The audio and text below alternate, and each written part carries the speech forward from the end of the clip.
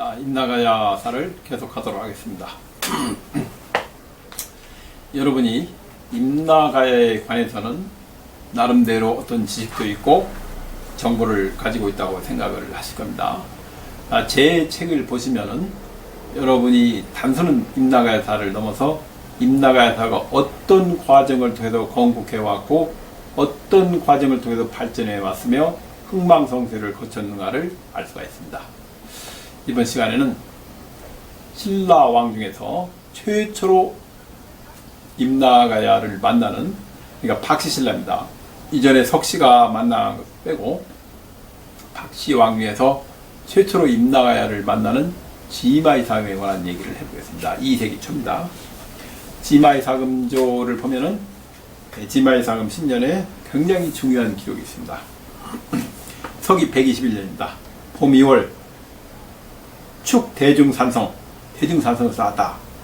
여름 4월 두 달 후입니다. 외인 침 동변, 외인이 동쪽으로 쳐들어왔다. 이 대중산성은 어디냐면은 오늘날 부산 끝이에요. 그러니까 이 김해바다가 있고 밑에가 남해가 있고 이쪽이 김해가야, 이쪽이 김해가야가 있고 부산가야에 있습니다. 임나가야가.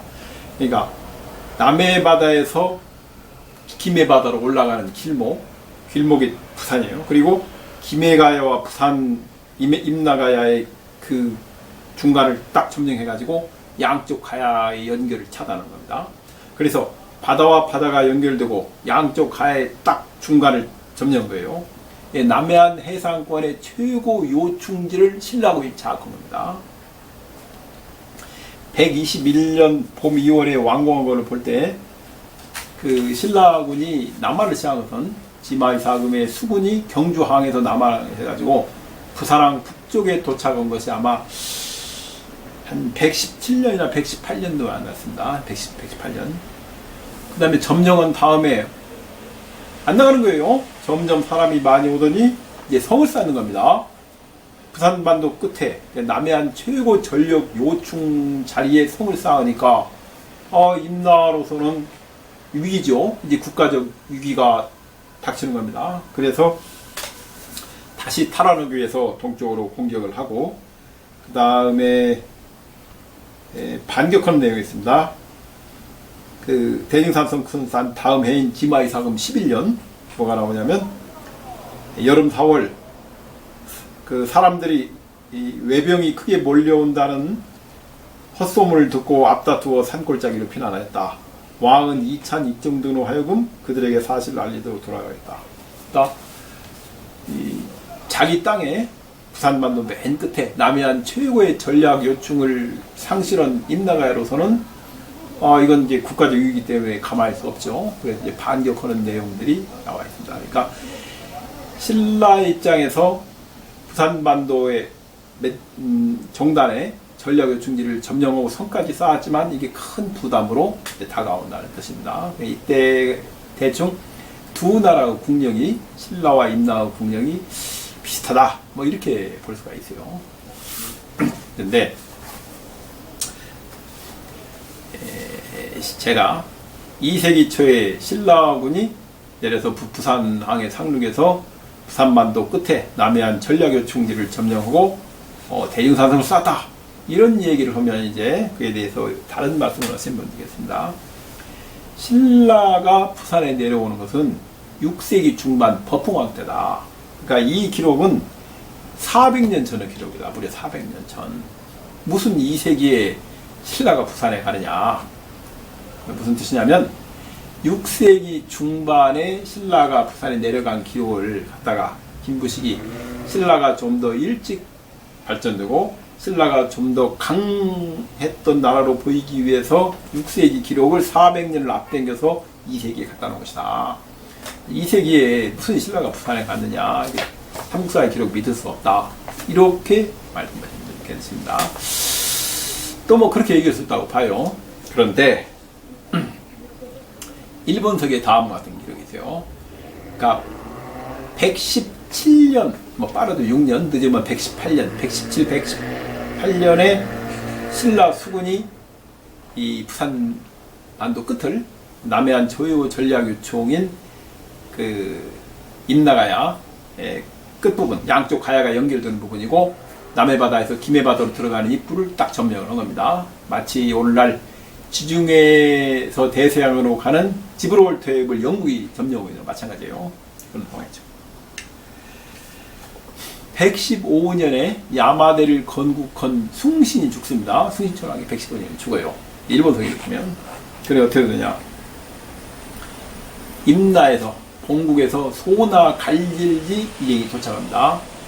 그러니까 죽어서 소나 갈릴리 일행이 도착할 때만 해도 아직 임나 끝에 부산반도 끝에 신라군이 안 왔을 때요. 그래가지고 소나 갈릴리 일행이 어떻게 하냐면 숭신이 죽은 다음에 후국의 문제를 결정해요. 본국에서 숭신의 아들 중에 제3자 세 번째 왕자를 다음으로 임명한다. 이 사람이 일본 서기에 11대로 나와 있는 수인천왕입니다. 해놓고 115년에 118년에 그러니까 117년에 후계를 이제 세우는데 맞춰요. 후계를 마치고 다음에 118년에 이제 본국인 임나로 돌아가는데 수인 입장에서는 본국에서 자신을 왕으로 임명해 줬으니까 어떻게 했습니까? 많은 선물을 실어보냅니다. 비단, 붉은 비단 100필. 아마 붉은 비단이면 굉장히 비싼 비단이 었는가 싶어요. 붉은 비단 100필 어마어마한 거죠. 당시에 선물을 들려서 이 소나 갈릴리 일행이 이 본국으로 임나로 그러니까 부산으로 가도록 이제 합니다. 그런데 118년이면 어떤 해입니까? 삼국사이가 맞다면 신라군이 내려와서 남해안 최고 전략 요충지를 점령하고 있을 때요. 소나 갈릴리 일행이 118년에 임나로 돌아가다가 그 바다에서 신라 수군을 만납니다. 신라 수군을 만나가지고 그 수인으로 받은 비단 100필, 붉은 비단 100필을 비롯한 보물을 몽땅 뺏겨요. 다 뺏겨가지고 뭐라고 얘기합니까? 임나와 신라의 원한이 이때부터 생겼다. 두 나라가 이때부터 사이가 안 좋아졌다. 그러니까 엄청난 국제적인 파장이 생긴 거죠. 무슨 뜻입니까? 신라군이 대증산성 쌓는 곳에 부산반도에 내려왔기 때문에 이게 가능한 거예요. 그러니까 일본 서기와 삼국사기의 양쪽 기록이 일치하는 겁니다. 딱 일치하는 거예요. 일본 서기가 삼국사기 기록을 지켜주고 있는 겁니다. 이게 그래서 대증산성을 쌓았다는 기록이 사실이라는 걸 우리가 확인할 수가 있어요. 사건 장소하고 연도 이런 것들이 정확히 일치를 합니다. 자, 그래서 이 문제는 어떻게 되느냐?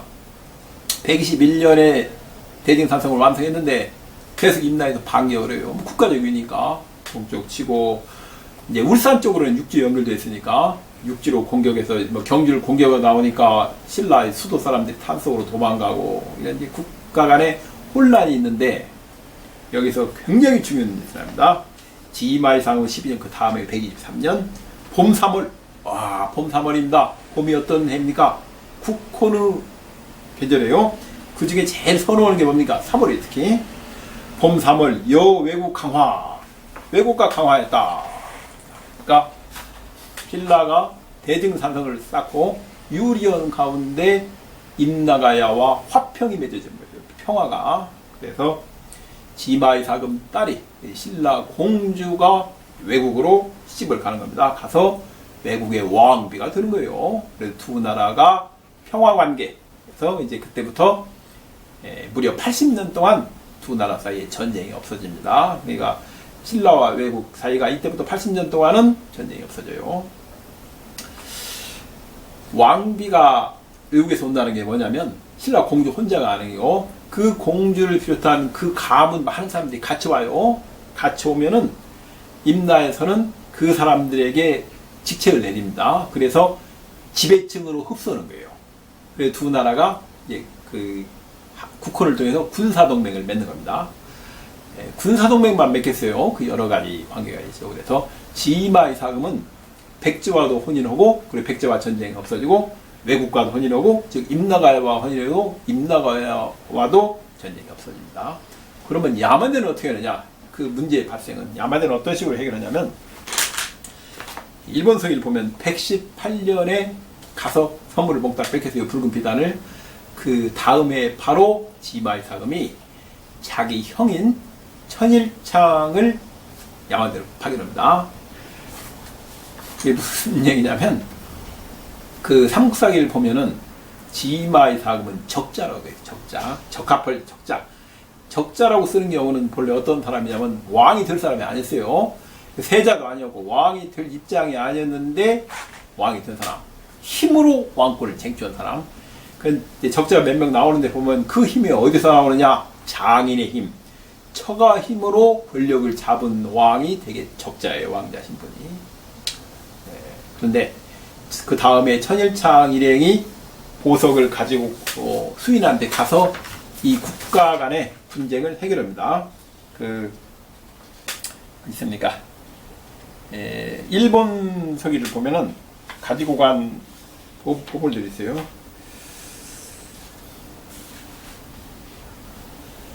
여기 있네. 그래서 천일창 일행이 7가지 보물을 가지고 가는데 우태오, 족고, 재롱록, 적서고, 소도, 칼입니다. 창, 거울, 웅신리, 웅신리를 고음 가죽이라고 하는 사람도 있고 웅담이라고 하는 사람이 모르겠어요. 아무튼 이게 삼국지 동의전에 나오는 삼한의 대표 유물이며 13대기 일본 야요 시대를 대표하는 유물이에요. 이건 정말 믿을 만하다고 볼 수 있습니다. 근데 천일창이 가서 뭐라고 하냐면 내 동생이 지고인데 지고가 신라왕이다 이거예요. 지마의 사금인데 왜 지고라고 했을까? 이상하다. 근데 만약 지고라는 것이 일본석이 다른 데로 나온다 그러면 신뢰성이 떨어져요. 다른 건 뭐 베껴 넣을 수 있으니까. 그런데 여기만 나옵니다. 이 얘기는 일본석이 있을 때 원사료에 지고라고 써있을 가능성이 높아요. 지마의 사금을 그러면 지고의 사금을 써야지 신라분기는 왜 지마의 사금을 썼을까? 근데 이제 그 상황을 돌려보는 겁니다. 그래서 지마의 사금은 자기가 왕이 됐지만은 자기 형을 밀어내고 왕이 된 거니까 그 정치적인 부담이 있는 겁니다. 이런 경우에 형 일행을 선물을 보물을 줘서 외국으로 보내서 그 두 나라 사이의 국제 분쟁도 해결하고 형 문제도 해결했습니다. 그 다음에 백제와는 결혼해서 어떻게 해요? 백제와는 국혼해서 말갈이 쳐들어오는 거예요. 말갈이 쳐들어오니까 지마의 사금이 말갈을 막습니까? 안 막아요. 백제 도와달라고 후원을 청합니다. 백제의 후원을 청은 데는 이유가 있어요. 그러니까 백제에서 어떻게 합니까? 참 난처한 입장이 됐어요. 당시 요서에서 목지국 진왕, 자기 형제국입니다. 웅진 백제에서 파견한 마한군이 고구려와 연합해서 후환을 맡고 있어요. 같은 백제 후환을 맡고 있는데 고구려하고 연합 맡고 있는데 고구려 지방군대인 말갈군하고 전쟁을 수 있어요. 참 난처합니다. 그러니 어떻게 합니까? 신라를 돕는다 하고 소문을 보내요. 퍼뜨린 겁니다. 5장군을 보내서 신라를 돕는다 하고 소문을 퍼뜨리니까 말갈군이 어떻게 합니까? 소문만 듣고 다 그냥 가버립니다. 출근해요. 그 말갈군 입장에서도 그 본국에 물어봤겠죠. 본국에서도 아니 지금 백제 마한군하고 고구려하고 연합해서 겨우 후환을 막는데 어떻게 백제의 뜻을 거슬릴 수 있어요. 그래서 지마의 사금은 손가락 하나 까딱하지 않고 말갈의 침입을 피 하나 흘리지 않고 해결합니다. 말갈군이 물러가고 그 다음에 남쪽의 외 임나가야는 어떻게 합니까? 임나가야 최요충진 부산반도 끝을 점령해요. 점령하고 유리한 상황에서 평화협정을 맺어요. 그래서 신라 공주가 임나가야 왕비로 되는 거예요. 그래서 남쪽 문제를 해결해요. 그 다음에 국제 분쟁이 벌어진 야마대는 어떻게 합니까? 정치적으로 좀 그런 자기 형을 이 사신처럼 보내가지고 그 분쟁을 해결합니다. 한마디로 말하면 지마의 사금은 외교의 신입니다. 외교의 신이에요. 그러다 보니까 신라 왕 중에서 중국 사서와 일본 사서에 동시에 출연하는 최초의 왕이에요. 지마의 사금이. 지마의 최초의 왕입니다. 지마의 사금의 그 외교력, 노련한 정치력. 정치 중에도 국제 정치가 가장 어렵다고 하는데 이 국제 정치를 해결하는 걸 보면은 이건 그 굉장히 노련한 사람이 조언을 하고 있지 않는가 생각이 들어요. 지마의 사금대를 보면 왕의 장인이 마제의 사금인데 왕의 장인인 마제 갈문왕입니다. 마제 갈문왕에 대한 그냥 장황한 설명을 하세요. 신라본기 중에서 장인에 대한 장황한 설명을 그렇게 하는데 별로 없습니다. 왜 지마이사금조에는 자기 장인인 마제에 관한 장황한 설명을 하고 있었는가? 제가 볼 때는 그렇습니다. 자기 사위가 원래 신라왕이 될 입장이 아니었는데 마제 갈문왕이 힘으로 자기 사위를 신라왕이 다친 거예요. 다른 왕자를 밀어내고, 그리고 자기 사위가 어려운 정치적인 판단을 해야 할 때 외교 문제에서 뒤에서 마제 갈문왕이 조언을 한 게 아닌가. 마제 갈문왕이. 그러니까 사람들이 저 신라왕 지고가 뒤에서 마제 갈문왕이 조언하는 대로 움직인다고 해서 지고 이사금이 아니고 지마 이사금이라고 혹시 부른 것이 아닌가. 물론 이름을 쓸 때는 서로 이름을 한자를 다른 걸 쓰세요. 피해서 왕의 이름을 피해서 마제 갈문왕의 마자와 지마 이사금의 마자는 다릅니다. 네, 그런 것이 아닌가. 그 장황하게 길게 나온 마제 갈문왕이 나온 이유가 지마 이사금 뒤에서 조언한 사람이기 때문이 아닌가 그런 생각을 하고 있습니다. 그래가지고 아무튼 이제 지마 이사금 때 외국과 문제를 해결합니다. 그리고 그 다음이 일성 이사금이에요. 일성 이사금 당연히 외국으로 공격이 없어요. 평화의식입니다. 일성 이사금부터는 이제 특징이 뭐냐면 일성 이 사람이 제 7대입니다. 그 다음에 8대 아달라 이사금. 사실은 6대 지마부터 6대 지마, 7대 일성, 8대 아달라 이사금 3대에 걸쳐서 새로운 인물들이 굉장히 많이 등용이 됩니다. 웬 신라에 이렇게 새로운 인물이 등용이 될까? 그 이유는 당시가 이민시기였다고 봐요. 계속 이민이 오는 겁니다. 그래서 이민 지도자들에게 관직을 주고 신라 사회가 흡수하는 겁니다. 그래서 그 지마 이사금, 일성 이사금, 아달라 이사금 때 새로 등장한 인물들은 그 한 명 한 명이 다 많은 백성들을 이끌고 온 이민 지도자이라고 보는 거예요.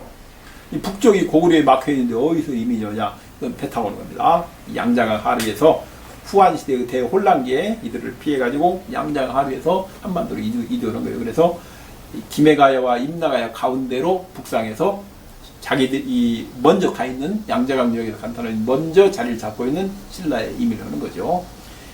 이들이 결국은 어떻게 됩니까? 석시 왕권의 출현을 가져오게 됩니다. 박씨는 못 옵니다. 몽골 쪽으로 더 이상 못 내려와요. 고구려에 막혀있기 때문에. 남쪽으로 들어온 친석시 계열이 결국 정권을 잡게 되는 겁니다. 첫 번째가 지마 이사금 혼연이고 두 번째가 아달라 이사금인데, 아달라 이사금 5년 어느 계절입니까? 봄입니다. 봄 또 3월이에요. 봄 3월에 외인이 예방했다. 이건 외국과 두 번째 혼입니다. 아달라 이사금 5년 봄 3월에 외인이 예방했다. 외국과 두 번째 혼이에요. 이게 뭐냐면 임나가야 왕이 바뀐 거예요. 이 전에쯤만 바뀌었습니다. 임나가야 왕이 새로운 사람으로 바뀌고 그 사람이 다시 신라와 혼인을 합니다. 그러니까 신라의 공주가 다시 외의 왕비가 되는 겁니다. 그래서 이 신라와 임나가야 사이의 친선이 쭉 유지가 돼요. 80년 유지가 됩니다. 그러니까 지마 이사금 혼연해가지고 6대 지마 이사금, 7대 일성 이사금, 8대 아달라 이사금, 9대 버류 이사금 때까지 유지가 돼요. 전쟁이 없어요. 10대 내 이사금, 3세기 초에 다시 외가 신라를 공격하기 시작합니다. 그 이유는 외가 진왕에게 정복이 돼가지고 거기에 그 사만 통일을 위해서 그 진왕이 새로운 왕을 파견하는 거예요. 책봉하는 겁니다. 그래서 이제 바뀌는 거예요. 그렇지만 지마 이사금, 일성 이사금, 아달라 이사금, 버류 이사금 4대 80년 동안은 이 신라와 외 사이에 전쟁이 없어요. 아달라 이사금 때 다시 한번 혼인을 했습니다. 이게 두 번째 혼인입니다. 그 다음에 6대 지마 이사금 때 처음으로 임나가야와 혼인했어요. 6대, 7대 일성 이사금, 그 다음에 8대 아달라 이사금 때 다시 한번 혼인했습니다. 그 다음에 9대 버류 이사금 때 다시 외 기록이 나옵니다. 이 버류 이사금 10년, 서기 193년입니다. 거의 2세기 말인데 여기에 굉장히 중요한 기록이 나와요. 여름 6월 외인 천여 명이 큰 기근으로 인하여 식량을 구하기 위하여 왔다. 이런 겁니다.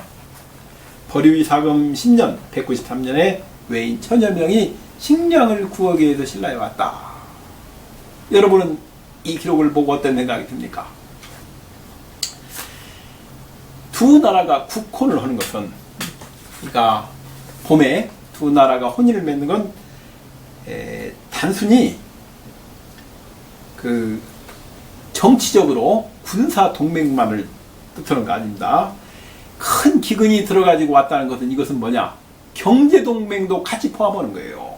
그러니까 두 나라가 국혼을 맺으면은 군사적으로도 서로 한 나라가 위기에 빠지면 도와주는 건 물론이고, 한 나라가 경제적으로 어려우면은 그걸 도와주는 겁니다. 그래서 국혼이라는 것은 정치적인 거 외에도 경제적인 동맹으로 일종의 두 나라가 공동시장을 형성하고 같이 발전하는 겁니다. 그래서 한쪽이 경제적인 위기에 처하면 다른 쪽이 도와주는 거예요. 그러니까 이걸 보면은 이 1900년 전 얘기인데, 본래는 두 나라가 원수로 만났어요. 임나가야와 신라가 원수로 만났는데, 두 나라가 어떻게 합니까? 국혼을 맺고 군사동맹, 경제동맹을 맺고 공동 번영을 하는 걸 알 수 있습니다. 두 나라가 다 이 세계에 이렇게 만나서 국혼하고 이런 일이 있었고, 경제적으로 어려울 때는 서로 도와주는 이런 관계였구나. 그래 신라와 가야가 같이 그 공동 발전을 하는 게 바로 국혼의 중요한 의미였구나, 이렇게 알 수 있어요. 그래서 저는 이제 한국 경제사를 연구한 사람, 한국 경제사를 연구한 사람은 반드시 이 벌유사금 10년 기록을 가져와야 한다고 봅니다. 여름 6월 외인 천여 명이 대기근으로 인하여 식량을 구하기 위해서 왔다. 이 기록이 말로 한국 삼국시대 한국 경제사에서 가장 중요한 기록. 내가 만약 경제사를 연구한 사람이면 이 기록을 붙들고 있겠어요. 삼한 소국들이 서로 국혼을 맺었는데, 봄에 왜 국혼을 하느냐? 그것은 군사동맹이기도 하지만 평상시에는 경제동맹이다. 하나의 공동 경제 체제, 공동 시장을 만들어 가지고 그 경제적인 위기에 대응하고 공동 번영을 하는 수단이다 이겁니다. 그렇기 때문에 소국들이 서로 혼인을 했다. 이걸 알 수 있어요. 그래서 한국 경제사하는 사람은 바로 이 기록, 벌유사금 10년의 기록을 잊어버리면 안 된다. 이렇게 보고 있습니다. 그만큼 중요한 기록이에요. 그렇죠? 이제 9대로 끝나고 3세기에 들어가면은 이제 상황이 바뀝니다. 내의사금대인데 10대 내의사금대요. 그 10대 내의사금이 왜 중요하냐면, 신라사를 연구한 사람, 특히 중국 기록이나 일본 기록과 비교해서 사서 비교를 하면서 공부를 할 사람은 반드시 보아야 되는 게 내의사금제. 3세기 초 신라 10대 내의사금제라고 합니다. 내의사금 6년, 201년인데 이게 남가야가 금관가예요. 20후망 4년입니다. 이때 봄 2월 가야국이 화친을 청해왔다. 봄 2월에 가야가 화친을, 봄에 그럼 혼인한 겁니다. 가야가 신라의 혼인을 청한 거예요. 그래서 신라 공주를 20후망이 받아서 자신의 왕비를 합는 겁니다. 그 이유는 뭐냐면, 변진한 지역 총합이 나서는데 목지국 진왕이 이미 지난 지역은 다 점령됐어요. 지난 지역은 신라하고 울릉도 빼놓고는 싹 항복했습니다. 그리고 변한 지역에 압박이 가해지는 겁니다. 그래서 목지국 진왕, 그 목지국 진왕이라는 별게 아니고 칠지도 준나라예요. 칠지도 국명 100배에서 백제입니다. 목지국 진왕이 이제 변한 지역에 하나씩 소국을 점령해 가니까 이제 겁이 나는 거죠. 그래가지고 변진한 지역의 최강국인 신라와 혼인해서 국가 안전을 지키려고 한 겁니다. 20후왕이요. 20후왕 4년입니다. 그 다음에 드디어 그 앞에 내의사금 8년 203년 겨울 10월 말갈이 국경을 침범하였다. 이게 뭐라고 했죠? 이게 공손시에 의한 대방군 설치 기록입니다. 203년에 대방군이 설치되기 시작했구나. 아니 말갈이 국경을 침범했다가 나오지 어디 대방군을 설치했다가 나옵니까? 제 동영상 보십시오. 제 책을 보시면 됩니다. 왜 이게 대방군 설치 기록인가를 제가 설명했어요. 그 다음에 내의사금 13년 서기 208년 봄 2월 또 그 다음에 봄이 아니구나. 여름 4월 외인이 범경, 드디어 외인이 국경을 넘어 쳐들어와요. 약 80년 만에 쳐들어오는 것인데, 내이사금 13년 한 번 쳐들어오고, 그 다음에 조분이사금 때 3번 쳐들어와요. 그 내이사금 조분이에 드디어 외가 신라에 대한 공격을 개시합니다. 이거 어떻게 된 거냐면은, 이제 백제관계 똑같아요. 남해안을 공략하려면, 남해안 가야 지역을 공략하고 외국과 교통로도 확보하고 하려면 가장 중요한 전략 요충지가 임나가야입니다. 그래서 부산반도를 먼저 점령한 거예요. 그리고 진왕이, 목지국 진왕이 최전략 요충지인 임나가야를 정복하고 거기에 자기가 통치자를 책봉한 겁니다. 통치자를 젊은 장군을 보냈을 거예요. 그래가지고 이제 변한 지역 그 공격에 명령을 내리는 겁니다. 그래서 그 사람이 신라를 공격하는 거예요. 그러니까 뭐 신라를 공격하고 싶은 공격이 아니고 진왕의 삼한 통일 전쟁에 동원되는 겁니다. 208년에 신라를 한 80년 만에 공격하기 시작했다는 것은 대개 205년이나 6년 정도에 임나가야가 목지국 진왕에 떨어졌다고 봅니다. 진왕에 정복이 돼가지고 이제 거기다 군사권을 줘가지고 너 신라 공격하고 너 가야 공격하고 뭐 다른 데 공격하라고 이제 했겠죠. 그래서 남해안 그 공략하려면 일단 전략 요충인 임나가야를 먼저 공격하는 게 맞습니다. 80년 만에 이제 드디어 외가 신라를 공격을 시작하거든요. 그 다음에 내이상금 14년 그게 그 다음 해입니다. 그러니까 임나가야가 이 진왕의 통치에 떨어져 가지고 신라를 공격한 다음 해 포상 8국 바닷가의 8나라가 가야를 공격해요. 가야를 공격해서 가야가 위기에 빠지니까 신라의 원조를 청하고 신라가 그 전쟁에 간섭해 가지고 8나라를 쳐부시고 무려 포로를 6,000명을 데리고 옵니다. 이 포로를 6,000명을 잡아왔다는 얘기인지 구해왔다는 얘기인지 아무튼 모르겠는데 신라가 이 전쟁에 참여해서 그 위기에 빠진 가야 제국을 도와요. 그러니까 포상 8국 이 신라를 가야를 공격하기 전에 먼저 임나가야가 진왕 손에 떨어졌기 때문에 그 외가 신라를 먼저 공격해 맞습니다. 그러니까 외가 신라를 80년 만에 공격하기 시작한 것은 208년이고 포상 8국이 작전한 것은 209년이에요. 임나가야를 자기 손에 넣었기 때문에 포상 8국을 동원해서 이제 가야 제국을 공격을 시킨 거예요. 그럼 포상 8국은 아마 2세기 말이나 3세기 초에 이 목지국 진왕의 통치하에 들어갔을 거예요. 그 포상 8국이 목지국 진왕의 통치에 들어간 걸 보고 금관가야, 남가야 이시품왕은 놀래서 신라와 혼인을 한 거죠. 그 다음에 이제 뭐 중요한 기록은 내이사금 17년 이시품왕 15년입니다. 가야가 왕자를 신라로 보내왔다. 인질로 보내왔다. 이게 212년에 삼국사기 신라본기에 나오는 가야 표현, 남가야 마지막 기록입니다. 212년에 남가야 이시품왕이 이 자신의 후계자를 신라로 보냅니다. 저는 이제 피신시킨 게 아닌가 이런 생각이 드는데 아무튼 이게 이제 가야가 사라져요. 가야를 둘로 나눌 때는 245년을 기준으로 전기가야, 후기가야를 나누고 이 남가야 같은 경우는 가야사를 셋으로 나눕니다. 전기, 변진한기, 중기가 변진한기의 후기를 나눠요. 그 전기가 건국부터 3세기 초까지입니다. 가야 기록이 사라지는. 그 다음에 중기가 3세기 전부터 5세기 초까지 그 변진한 시대, 가야가 망해가지고 변진한 시대에 들어가서 변진한 게 약 180년입니다.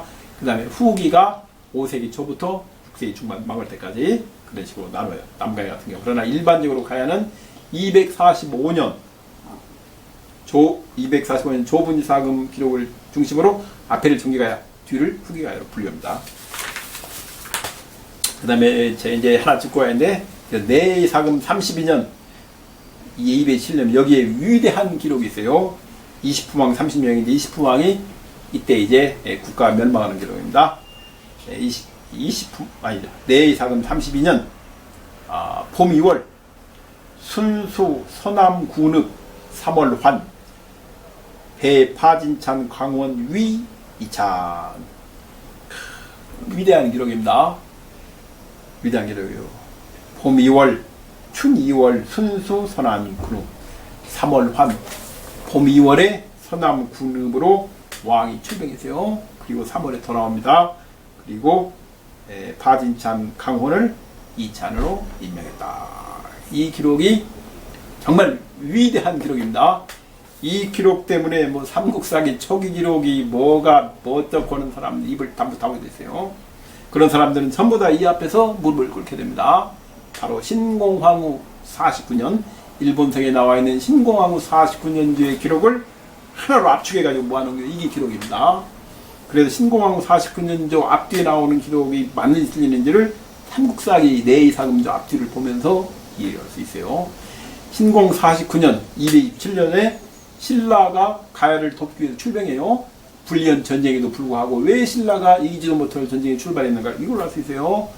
가야와 혼인했기 때문에 돕기 위해서 출병을 한 겁니다. 뭐 기타 등등. 그래서 아무튼 227년 이 기록이 장소와 시간과 장소가 일본서기와 똑같아요. 그 사건의 전후 결과까지. 신공 49년조가 바로 내 32년 전입니다. 이 기록을 보게 되면은 그 누구도 삼국사기 초기 기록에 대해서 무슨 부정확하다니 뭐 그런 얘기를 할 수 없게 됐어요. 이 기록이 삼국사기를 초기 기록을 지키는 중요한 기둥 중 하나입니다. 백제사 하는 사람, 가야사 하는 사람, 신라사 하는 사람을 막론하고 내 32년을 모르면 안 됩니다. 요걸 알아야 됩니다. 그 다음에 조분이 사금 때 왜가 이제 신라를 공격해요. 새로운 통치자가 진왕의 명령을 받고 대번 통치하는데 그 어느 때부터 더 이상 공격 안 되냐? 다음 기록 이후로 더 이상 신라를 공격하지 않아요. 그래가지고 그 다음 12대 첨예의 사금, 13대 미추의 사금 때는 왜가 신라를 공격하지 않습니다. 다음 기록 때문에 그래요. 전기가야와 후기가야를 가르는 바로 기록입니다. 조분이 사금 16년 겨울 10월 고구려가 북쪽 평경을 침범함으로 우로가 군사를 거닐고 나가 싸웠으나 이기지 못하고 물러나 마두책을 수비하였다. 이 이후로는 왜가 신라를 공격하지 않습니다. 왜 공격하지 않습니까?